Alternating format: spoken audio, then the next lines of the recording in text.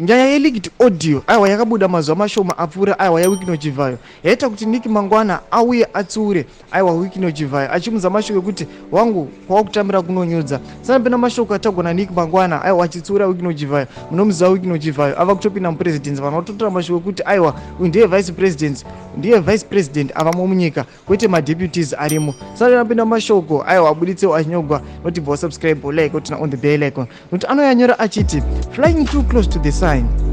Icarus was warned by his father not to fly too close to the sun, as the wax that his wings were made from would melt, but flooded by the adrenaline rush of flying.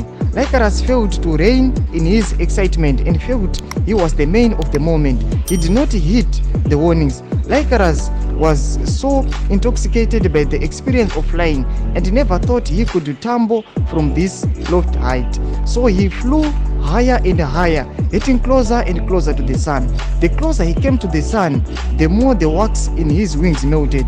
He tumbled into the sea and drowned. Mashoko arutaurwa naNick Mangwana achiti aiwa uyu mukomana ari kunzi you must not fly closer to the sun. Ndo ari kupa example saWikino Chivhayo nokuda kupicha raposta ingone structure ngoita saWikino Chivhayo achinzi aiwa nokuti ukaenda kuflya kunopisa aiwa sa the sun chinoratidza chinhu chikuru saka vanhu vari kungotora example saEdim nanga vachiti aiwa ukada kundotambira kunopisa aiwa unozongopedzera wazongodonha ukangopera kariya yako. Mashoko ataurwa naNick Mangwana kana wanyatsa kunzwa the contextual meaning yestory yataurwa pana Nick Mangwana angozama kuudza kuti Wikino Chivhayo wakunyanya kutambira aiwa usazonyanya kudzikisa chingosvika zvako asi usazoenda nokuda kuti unozongomeuta ukapedzera wadonha uriwe. Saka chimbotudze mafungiro enyu munoti kudii pamusoro pemashoko awa nokuti munoziva kuti aiwa Wikino Chivhayo aiwa avatova involved mupresidency ava kutoita madecisions kutodarika madeputies. Tudze mafungiro enyu pena comment section medu, subscribe, like, turn on the bell icon.